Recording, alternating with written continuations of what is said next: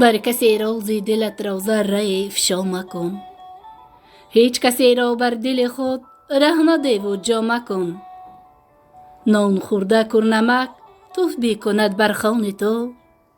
صبر و طاقت بیشه بین و هیچگاه غوغا مکن.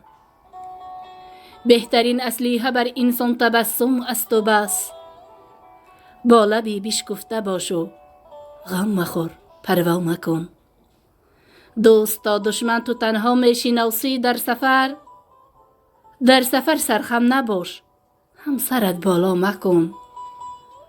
روزی بگذشته از زینامش معلوم است دیگر گذشت. فکر امروز را نما و حسرت فردا مکن. مرد باش از فعل زن. بدترین حالا نیازی پیشی نامرد مکن.